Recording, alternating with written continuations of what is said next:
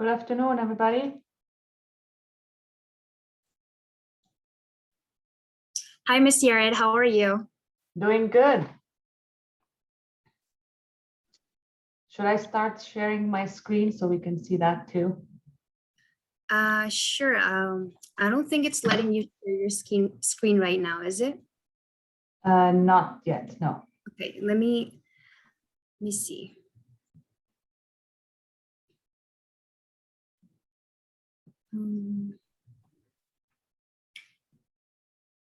Guess I'll have to make you a host for that.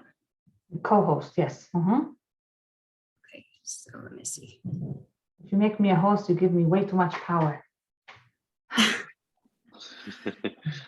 I learned the hard way. Okay, let me see. I'm not seeing the option to make a co-host, so give me a second. Let me find out.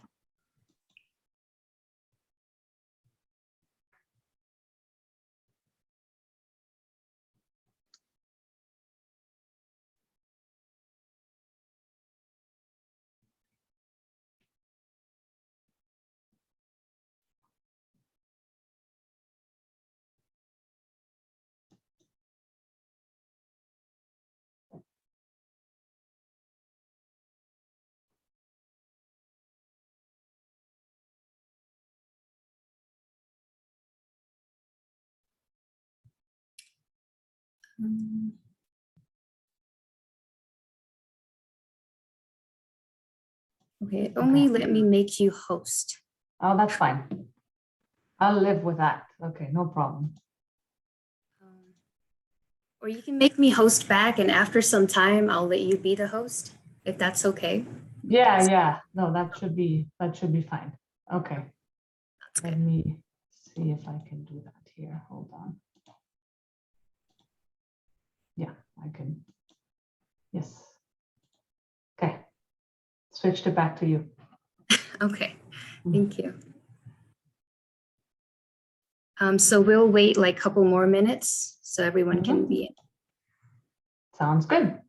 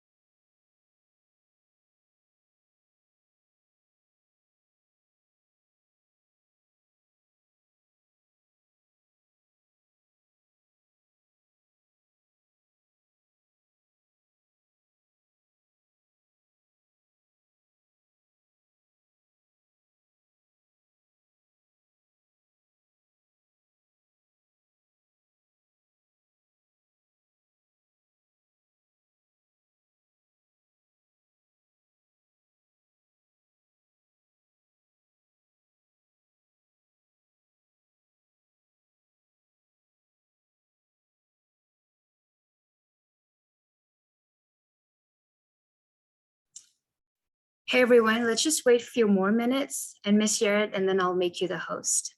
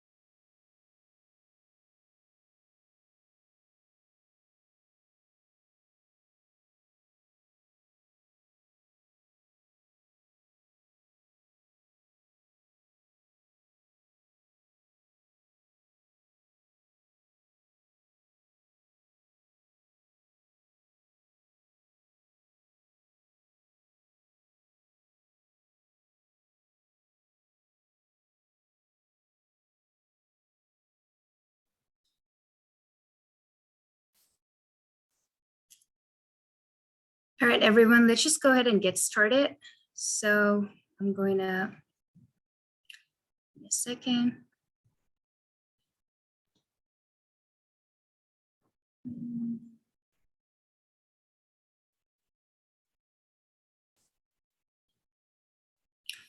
right, so hi, everyone. I hope everyone is doing good and had a great first week of the semester. So first of all, I will be sending out a sign-up sheet in the chat box, so please fill it in and you'll be able to receive 2 points, and these points will help you to run for officer's position for next year. So I'm going to send it out right now.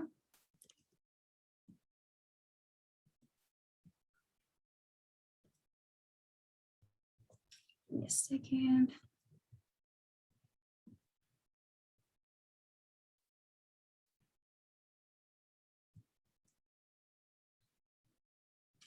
All right, so it's in the chat box. So today is our first general meeting, and we have Ms. Katerina Yared, the SPWLA president, as our guest speaker. Ms. Yared is a senior petrophysicist working with SM Energy. She has over 15 years of experience as a petroleum geologist. And we also have our faculty advisor, Dr. Henderson, who is an associate professor at Texas Tech University. So let's start the meeting with a short introduction of all our officers of SPWLA TTU chapter. And then I would like to have our faculty advisor, Dr. Henderson, put some words. And then we'll move towards our guest speaker, Ms. Yared, to talk about SPWLA and its vision. So introducing myself, my name is Sunita Pathak, and I'm the current president of SPWLA TTU chapter. I'm the senior petroleum engineering student at Texas Tech University, minoring in mechanical engineering. And this summer, I interned with Endeavor Energy Resources, working with in a capital planning and reserves department. And before I let other officers introduce themselves, I would like to have a few things. So This year, we will be organizing several events like info session, volunteering opportunities. We have short courses, software training, internal student chapter paper contest, movie sessions, and more events. So I would like to quickly announce a few of the upcoming events. So on September 7th, we have info session with Dr. Host Belyati on machine learning applications in oil and gas. On September 15th, we have info session with Endeavor Energy Resources, which is a joint info session with other organizations. And also this year, we are planning to launch our own website in which students, professors, and professionals can write blogs and articles, which will be able to help inform and educate all readers to provide up-to-date information in oil and gas industry, and also to help them recognize their areas of interest for their career paths. So these are just a recent update on upcoming events, and we will be having more events this semester, and with time, we'll be posting about these events on our social media, and we'll also be sending out through emails. And now I'm gonna let all our other officers introduce themselves, and then we'll move towards our faculty advisor, Dr. Henderson. Thank you.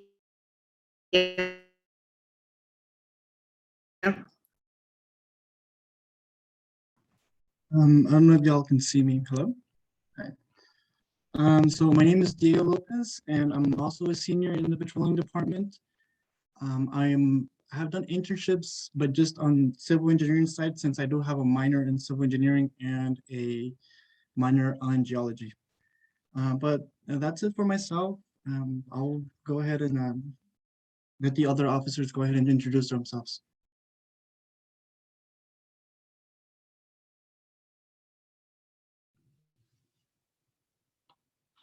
Hi everyone, my name is Janet and I am the treasurer for SPWLA. I'm a senior in petroleum engineering and I'm minoring in geology. And a little bit about myself, I am the first in my family to attend a higher education college. And I decided to be a petroleum engineer because hydrocarbons, as we know, are one of the main sources of energy right now. And that's it for me. I'll pass it on to the next officer.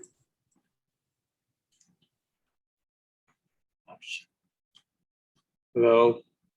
Okay. Damn it. Hello, am I audible? I'm not sure. Okay. Hello, my name is Ritvik Mukherjee. I am the secretary for SPWLA. I'm a master's student here, and I'm working with Dr. Henderson on well log interpretation. And I have a bachelor's in petroleum, and I have an MBA as well. So I'm really excited to be a part of this organization and take it forward with Sunita and the others.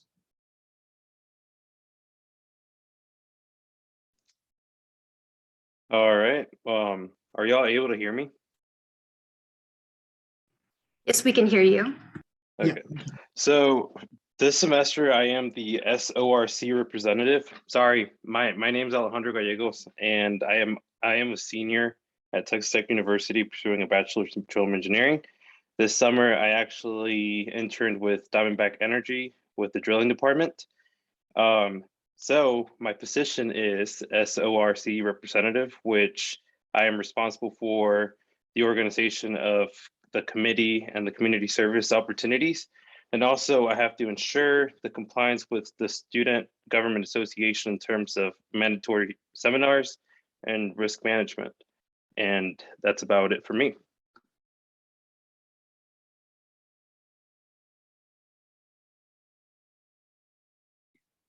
Hello, can you hear me, guys? Yes, we can hear you now. Okay. Hello, my name is Chanda Shrestha and I'm a junior in petroleum, and I currently hold the position of membership chair in SPWLA as well as membership chair in NSA. It's a Nepali student organization, and I'm looking forward to have a great year in this SPWLA. Thank you.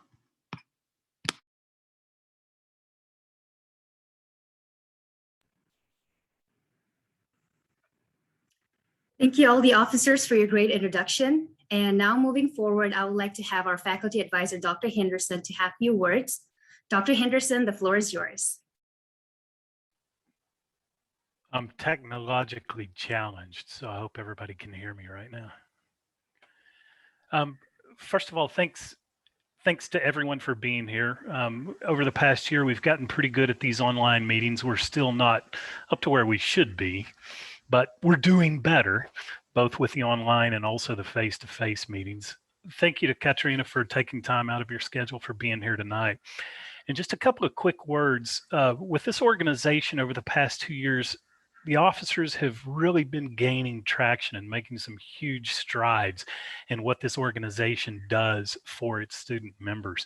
So I would encourage everyone to join SPWLA and also share what this organization will do with your compadres, your colleagues in the petroleum engineering department. But also, one thing that I'd like to stress to the officers of the organization and also to the other members is that SPWLA is not just a petroleum engineering related organization. If you heard Katerina's introduction, her job role is a petroleum geologist. I'm also a geologist through and through. I don't even have an engineering degree.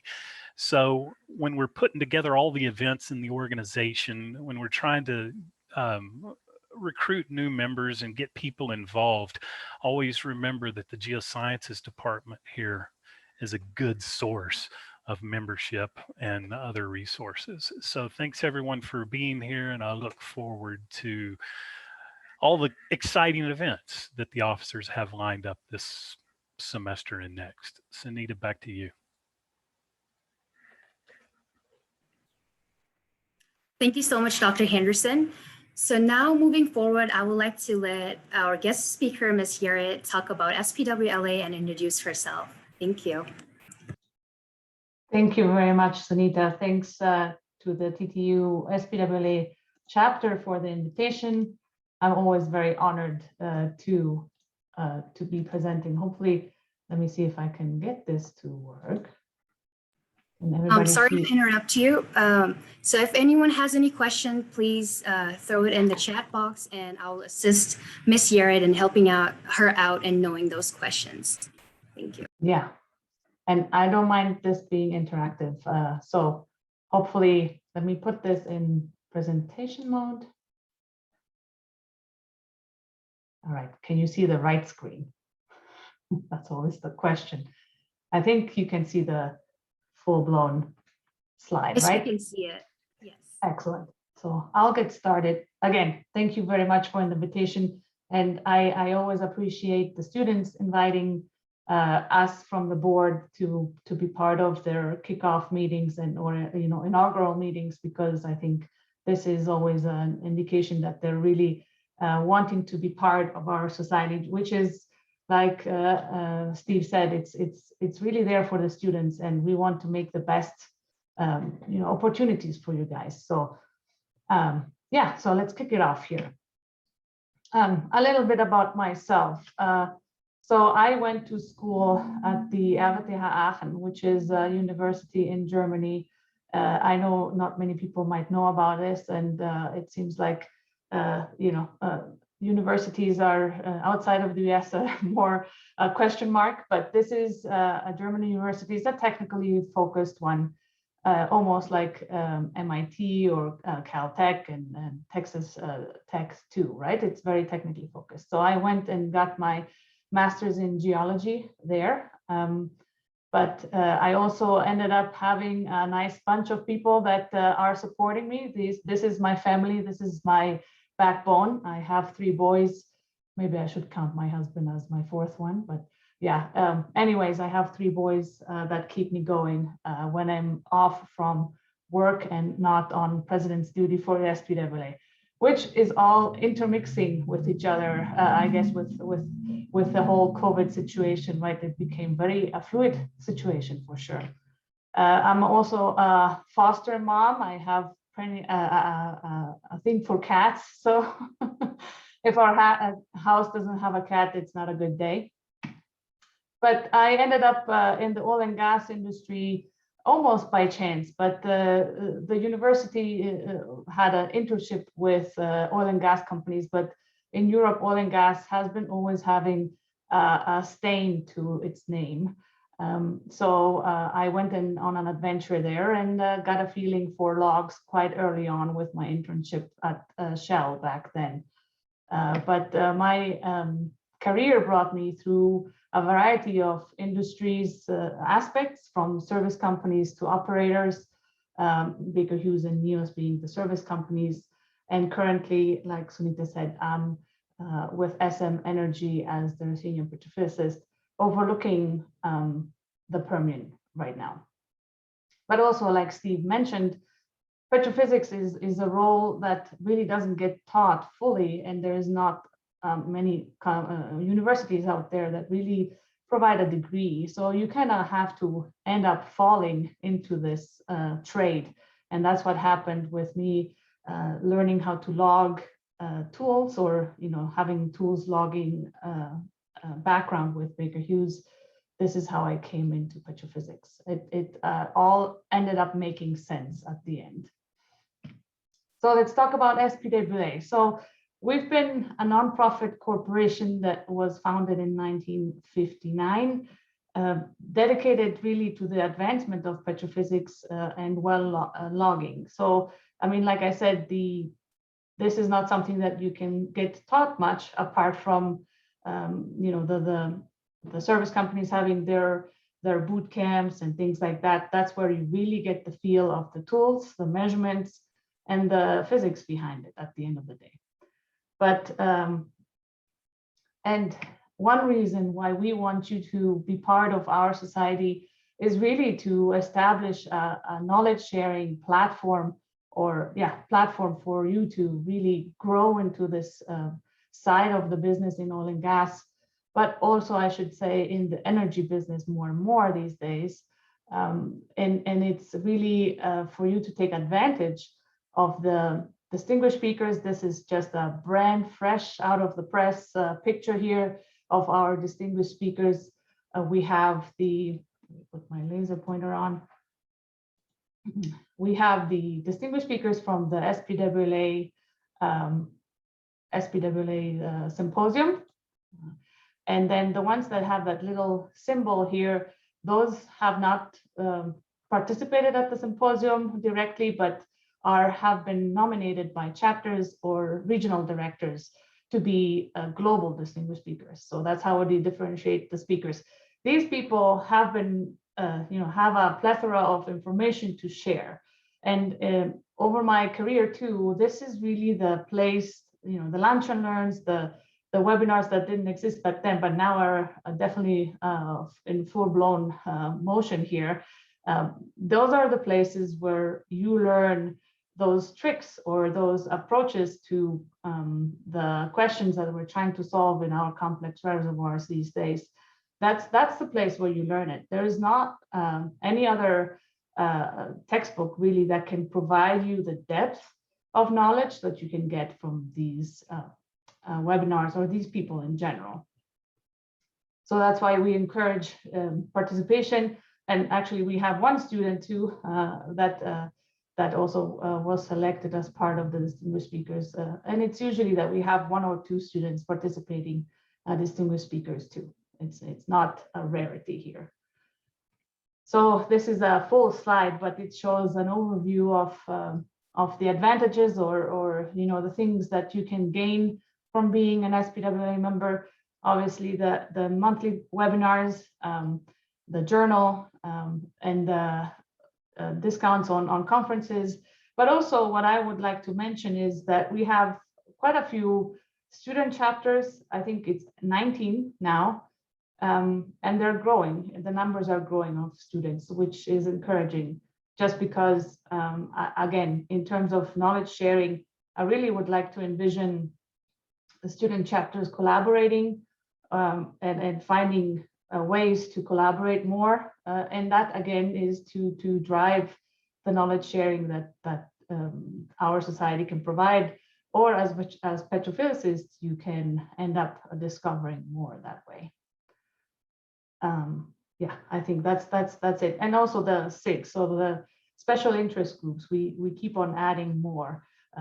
Almost every year there is one coming. So for example, with our advancements in our industry, like the the data analytics part of things that has been growing. We have a PDDA, right? The petrophysics data. I forgot what the second D stands for, but that one is focused on data analysis and collaborating with petrophysics data in particular. And the Society of Core Analysts is a chapter of the SPWLA. Not many people know that. And like Steve said, this is very geologic here, right? Core analysis is very much related to geology. So that's maybe how you can lure some of your people over from the geoscience department. And we do, the last two symposiums were held virtually, but hopefully next year we're still in the hopes to have an in-person meeting, and probably with a hybrid option in Stavanger, right, in Norway. So the organization obviously is member supported. Members vote for the officers, the board of directors that are going to be part of the steering committee, so to speak, of the SPWLA. So membership is our biggest influence. So in terms of not only on the financial side, but also in terms of steering us in the right direction. We're having 13 board members. I'm going to present them here to you, but all of us are relying on these two ladies, Stephanie Turner and Sharon Johnson. They're the only two staff that SPWLA International, our society, has, and they're based in Houston. But they're always there to help. They're fantastic in terms of replying and being always, they keep us moving for sure, right? This is the board that we currently have. The SPWLA has added a position of a VP of social media. Going with the trends that we're seeing, we have a lot of material that we do share on social media. Therefore, this is a very important position that we were happy to add, and I'm glad we have Mathilde helping us with that. So we have our next year's president starting after the annual symposium is going to be Tegwin. Tegwin has been in the background for many, many years and always helpful. Mr. Torres Verdin, obviously he's not an unknown name for many. He's our VP Technology, and he's been having a call for proposals to have, for the first time ever, special sessions to be part of the SPWLA Symposium technical program. VP Education, she's also going to be quite close to you guys when it comes to the international student paper contests. And your regional director is Mr. Robin Slocum. So he should be also, I know that he is very involved with you guys already. This is his last year. So by the end of when the symposium will be coming, we will be switching North America regional directors. And everybody else, this is really a dream team here happening. And I'm really proud and happy to be able to lead this thing to provide support to student chapters like yours. So these are the different membership levels. And I think, for the students that back in the days, we had Baker Hughes support us for the membership students. I'm currently working on getting the same support from, if not one company, multiple companies, to be able also to expand the benefits further for the students to be able to become members easier without any financial backdrop, so to speak. So again, with Petrophysics Journal, you get 10 free papers on our website. So you can get them from One Petro also, obviously, if you have access to it, but there is always 10 free papers a year that you can download from our webpage as a member. The usual are the tool mnemonics database. It gives me some headaches sometimes to just go and look at all these mnemonics, but they're necessary evil. The the webinars and the papers discounts, again, if you get symposium papers, they're only $1, I believe, on our webpage versus One Petro. If you don't have a membership, you have to pay full price there. I think it's $45 these days. And the trainings and the topical conferences that we provide. Again, the trainings and topical conference are still available. We have a lineup of a majority, or sorry, quite a lineup of classes coming up. There is one in September of an NMR basics and fundamentals, as well as advanced data processing. And then we're going to have also a KSTOL class, a rock physics class coming up, and the other one, another geomechanics class from Dr. Tom Bratton. And there was one more that it's escaping my mind right now. But the topical conferences, one is going to come in on October 21st. That's going to be focused on unconventional petrophysics. It's going to be an online event. And we're still getting papers in right now, or abstracts in right now for that. So it sounds like it's, I think we got about 100 abstracts. So we will probably, pick the best to present, but it will be a good show for sure. So keep an eye out for these events, and like the webinars and the more you know webinars and other webinars. Those are free for you to attend, and they will be usually available as well online.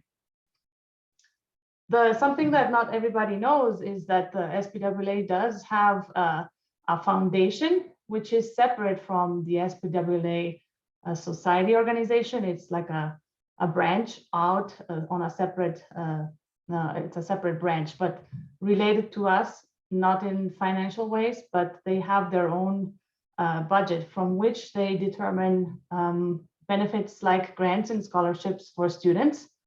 And like this year, we had Zach Yu, past president.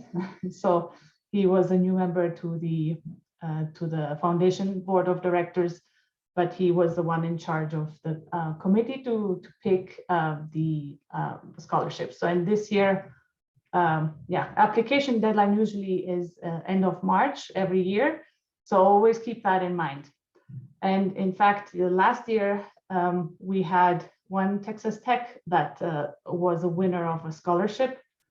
And the grants here, we have a couple more grants, but it's relatively well distributed throughout the world. You don't have to be a student of a student chapter, but you do have to submit an application, and it will be revised by the committee.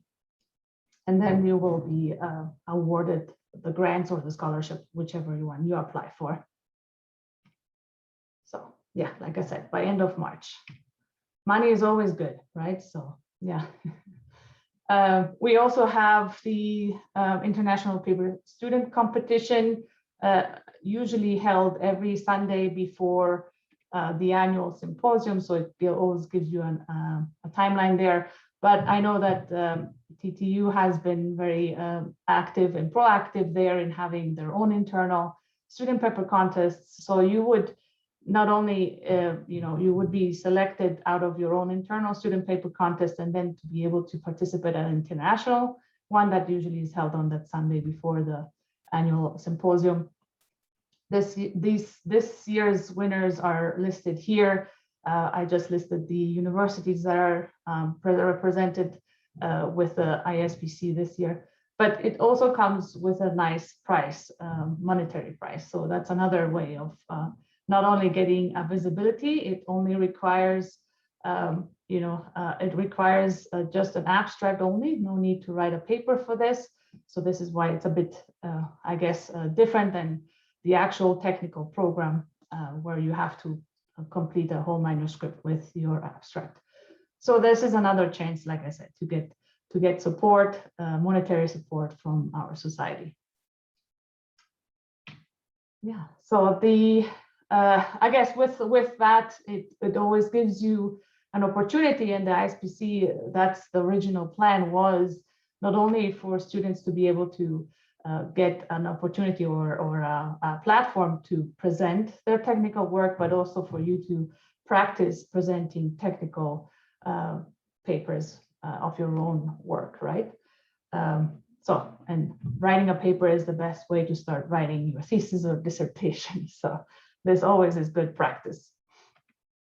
And like I said, it gives you ability to speak in front of a crowd. Obviously, this is a virtual crowd, the ones we had in the last 2 years, but the judges that we have are all professionals, and some varying years of in the business. So they do provide really nice feedback.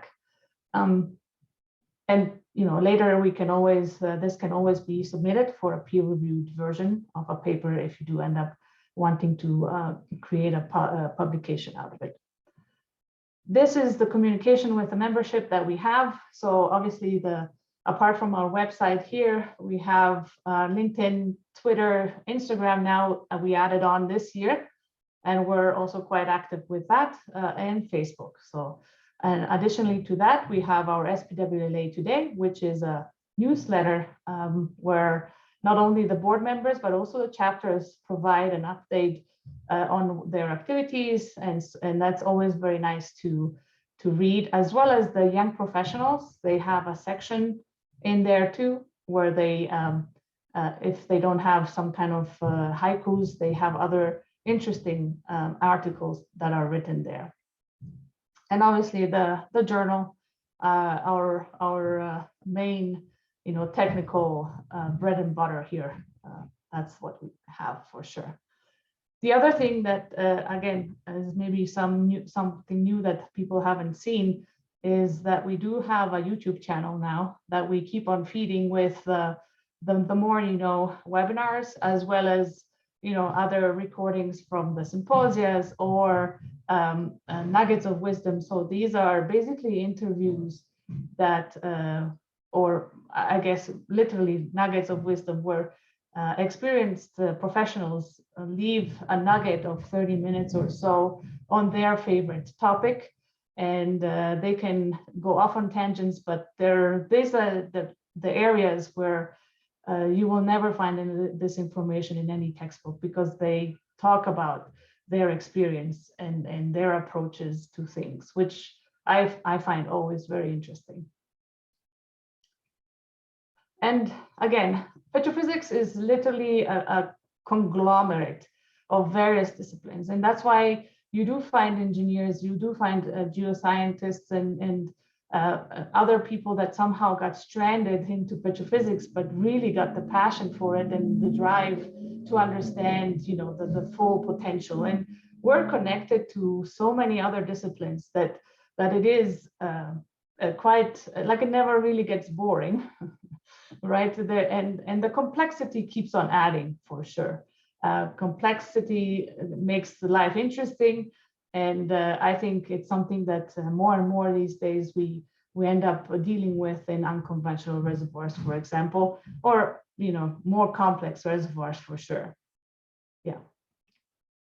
Another thing that I would like to point the attention to is energy. Like I mentioned, oil and gas has been, I guess, on the bad news line of so many people in our communities, and it is a matter of understanding, though, that energy is still a symbol of prosperity, right? So if you look at high-income countries here, these blue dots, they're all on the higher energy consumption line, right? So these people here eventually want to get there, and you see how the bubble size is representing the amount of people in the countries. So I forgot, this is China, I think, and this is India, but I'm not sure. I might be confusing those two. This is coming from the Oxford Economics BP Statistical Review from 2019, so it's already a bit old. But you will see that these eventually want to come into a prosperity level, and we will be part of the solution of making this transition a sustainable and responsible transition, right? These countries already have the knowledge that they will have to share with these countries. And it's a matter of collaboration in so many disciplines and even far beyond than the ones that I just showed. I think it has to do with us really opening our horizons and with open communication, building a trust level there that hopefully our oil and gas industry doesn't get seen as the bad people in the room, but the ones that are helping to provide this transition to these countries. And for that, I mean, this is just some values here that I got from I think it was the IAE from the European community of people of energy, World Economics Energy. So the fact is that still a lot of people are relying on very archaic ways of providing energy to their homes, to their communities. And this is something that we as oil and gas people can provide knowledge to. Obviously, petrophysics is also part of the solution in creating an energy efficient and conservation in terms of understanding how energy gets transferred from place A to place B, but also on how we can consume energy more responsibly.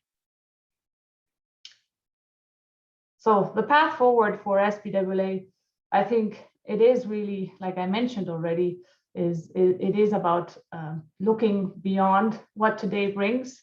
It might be hard during a pandemic and during the tumult that we had in 2020, with oil prices going in negative numbers.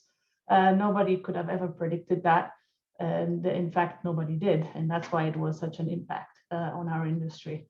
But the path forward, in my opinion, is to we already see investment companies putting boundaries to CO2 emissions and so on and so forth. But this is just a small piece. In my opinion, it is more about spreading the knowledge of energy and how to get to a level of prosperity that we can be using energy responsibly. And for that reason too, I'm currently working on creating an ESG energy transition SIG, so special interest group, that combines a lot more than just petrophysics, but is petrophysics focused in a way that the directors or officers within that special interest group are petrophysicists or have been petrophysicists in their life, I should say, in the past. But yeah, so this is something that will come up. And I know, again, this is all about perspectives these days more than ever, I know, but it is something that is coming towards us. So I want the society to be ready for it and not be reactive. So that's why we're starting now to think about the path that we should go forward with collaborating more in the geothermal space, in the the CCUS space, so sequestration space, but even beyond that. So hopefully our understanding of the subsurface is still going to be the same, no matter which fluid you're going to look at.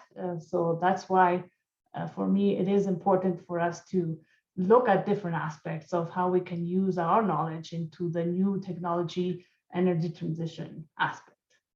So for that, how can you get involved? Where this is an example here, the TTU chapter is a great example of how you can get involved more than just having your regular monthly meetings. It's something about getting involved beyond your little space of petroleum engineering or something like that, right? Ms. Yared? Yes. Sorry to interrupt you. No we have a question from Rithwik. Yeah. So his question is there any link between petrophysics and carbon sequestration?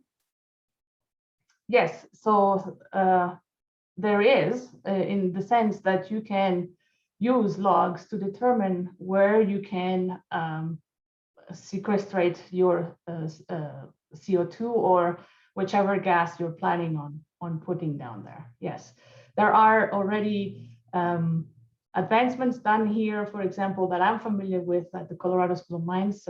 As some of you know, I live in Denver, so that's why I'm more closer to that university. But they're already using log analysis to be able to determine better areas of CCUS in general, not only from reservoir point, like where to put it, but also from a seal formation aspect of things.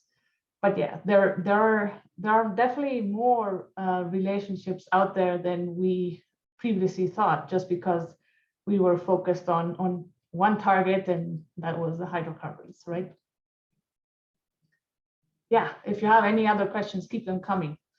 Yeah, and this is here just a slide on how to get involved. And again, myself and all the board of directors are volunteers. They have a full-time job, they have families, and maybe some hobbies too. But they have a life. Anyway, they are there though because they're passionate about the society, about the community of the society, as well as the wealth that petrophysics brings to their lives. So that's why they're volunteering for this purpose. And in fact, we have a volunteers opportunity tab here on our spwla.org webpage. You can always go there. Some of them have a deadline for being participant of a certain committee, but it's never too late to participate in committees. I think if it wasn't for the network that I built with the society, and actually another person asked me right about that too. How do we get into something that, you know, like this is an SPWLA chapter, but there are other universities that don't have a SPWLA chapter. The getting involved is just a click of a button away, an email away, and we will get you involved. If it's not here in your local professional chapters as well, they're always welcoming students for any ideas they might bring. And yeah, so it's all a matter of collaboration. So, and I was saying that we don't have hobbies, but this is something, just a picture here of the SPWLA happy hour that we had in Houston because of URTIC that was happening in Houston this year. We had our special or best of SPWLA session with our top 4 speakers, and we had some food and drinks and had some fun too. Just one occasion here. But I would like to remember we're in the process of getting ready to go to Stavanger for next year in June. And we do hope that we get some participation from you guys in one way or the other there too. That's it from me. And I would open the floors, and I would love to see faces. If don't be shy, you know, I don't bite, but I would love to get some questions from you guys.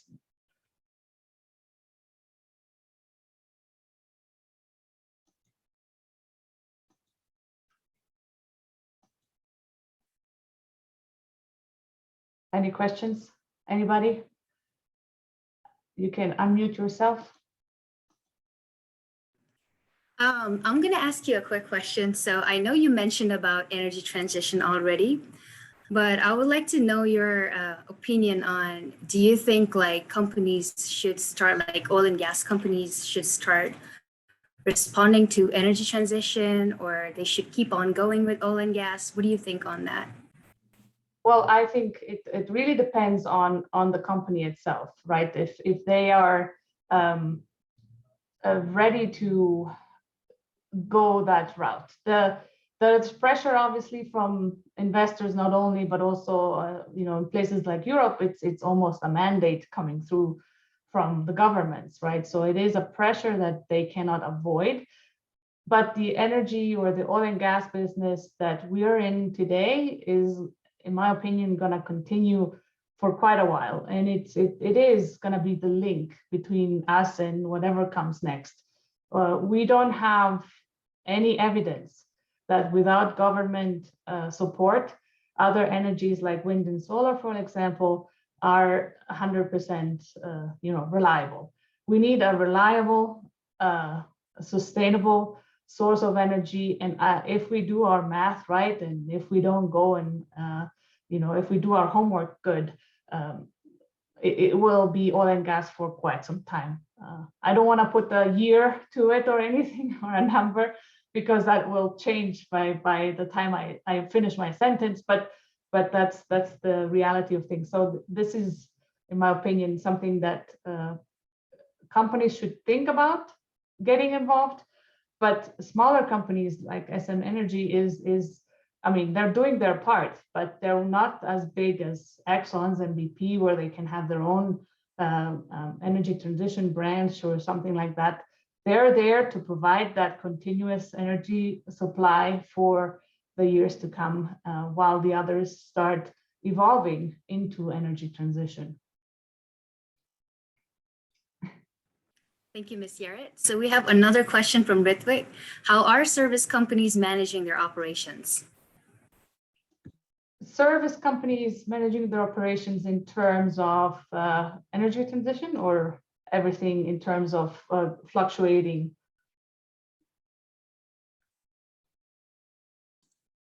In terms of everything, I guess that would probably make more sense.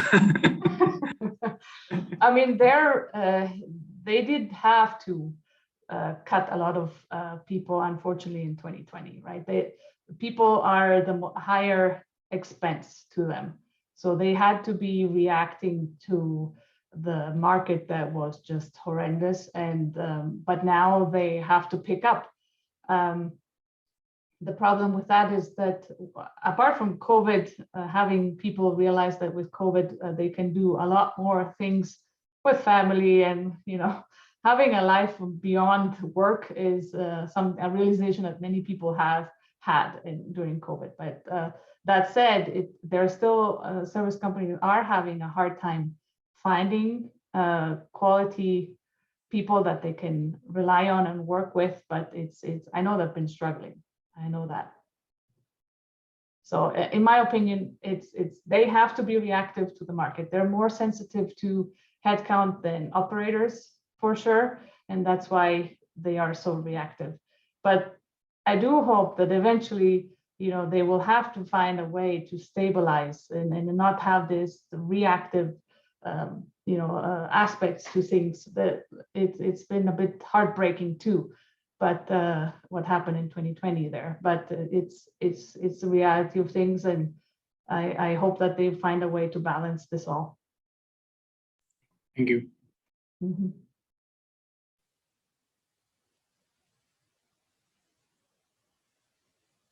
We can't hear you, Steve. Something happened. How about now? Yes. Okay, too many buttons on this side.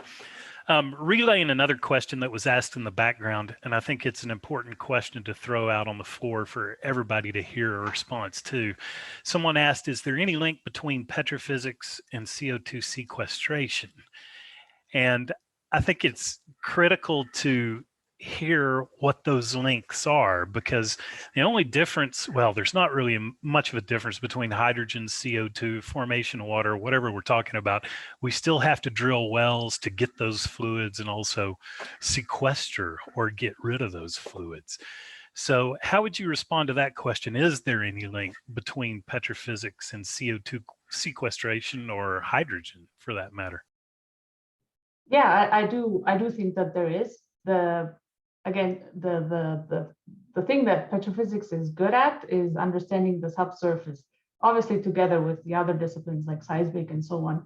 But it is basically, you're using the same ingredients that you're using to build your reservoir model cake. You're going to build the same thing for a CCUS aspect of things. And when it comes to the actual fluids, I mean, they are just looking for CCUS. They're looking for a place to put that in, but it is just a matter of finding that body that will contain them. And I know, for example, in Norway, where they have that big project of, I forgot which company it was, if it was Lundin or a different one, but they use petrophysics, so logs, to be able to determine their body where they will pump the CO2 back in, or the hydrogen or whatever it will be, back into the ground.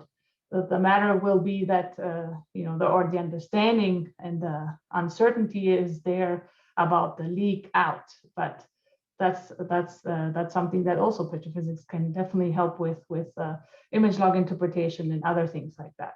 So for sure, I mean, the skill set of petrophysics is pretty much adaptable both to sequestration as well as to geothermal, right?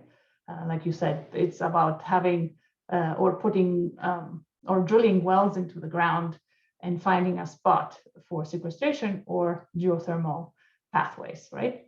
Yeah. So it's pretty much the same.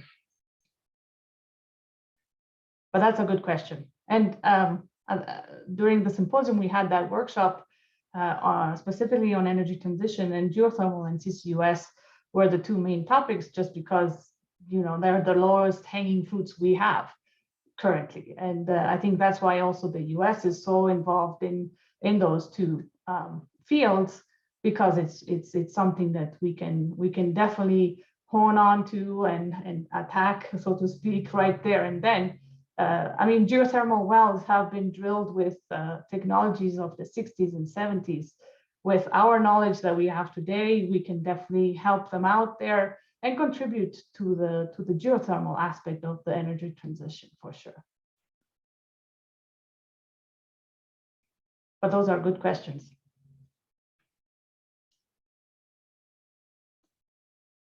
Anything else? Yeah.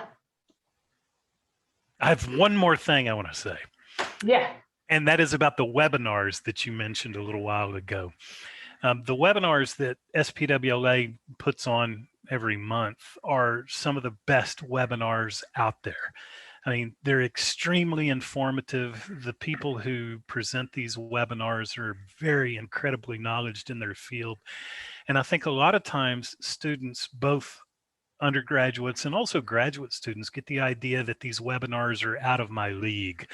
I'm just learning this business. I don't know what they're talking about when they mention imaging logs or NMR.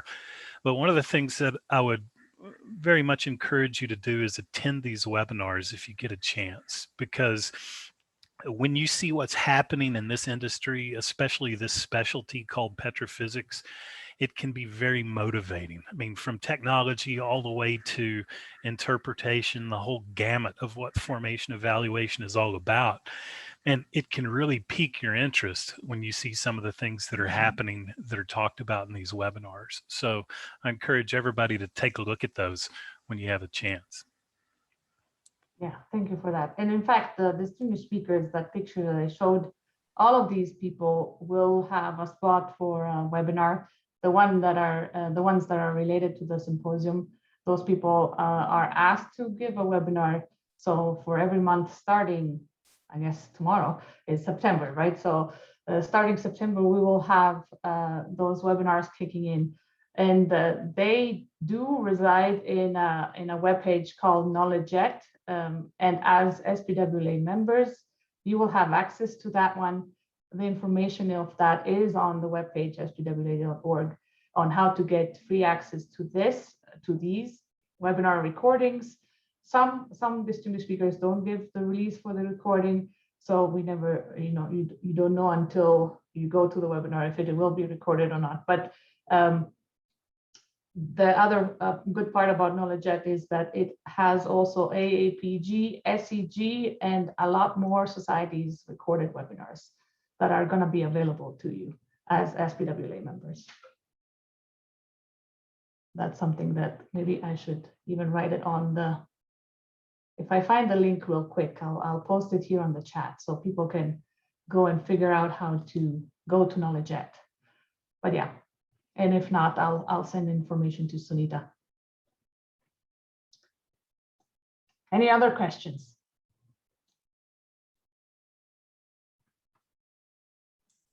I have one question because I am on the SPWLA organization using the university email ID.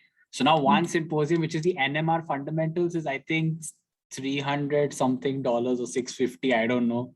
And that is like a lot. So I was just wondering, are like students eligible to get any sort of, like discount or something? Because Yes, I think it's much cheaper for students. They didn't post it. If not, always email them. We are always welcoming students and would like for them to participate for sure. Yeah. thank you. Yeah, absolutely.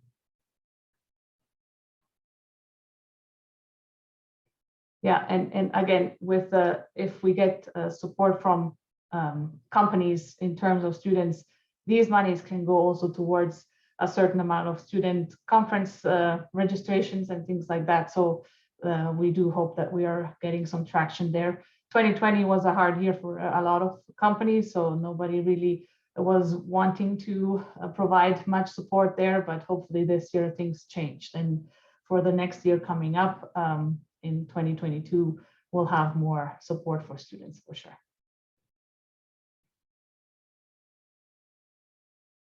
All right. Anything else? But again, I really welcome any feedback. I've been getting a lot of messages on LinkedIn, but also emails from people from all over the world. And like this year, we inaugurated the Peruvian student chapter and the Pakistani student chapter, which I think is great.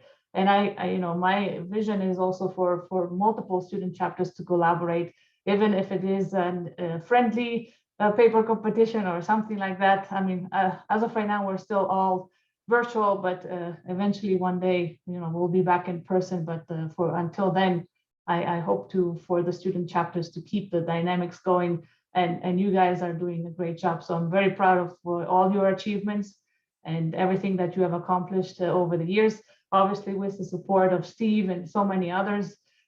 So I thank you everybody for your time. I know that this takes time out of your life. But I'm appreciative of you taking or selecting SPWLA as a chapter to be part of. So thank you so much for that. Well, thank you so much, Ms. Yared and Dr. Henderson, for your time. Ms. Yared, we really enjoyed having you as our guest speaker. And also, I would like to thank everyone else for being part of our first general meeting. Thank you, everyone. Thank you. Have a great rest of your evening and have a great start into your new year. Thank you. Thank you all. Have a great evening. Thank you. Thank you. Bye. Thank you. Thank you.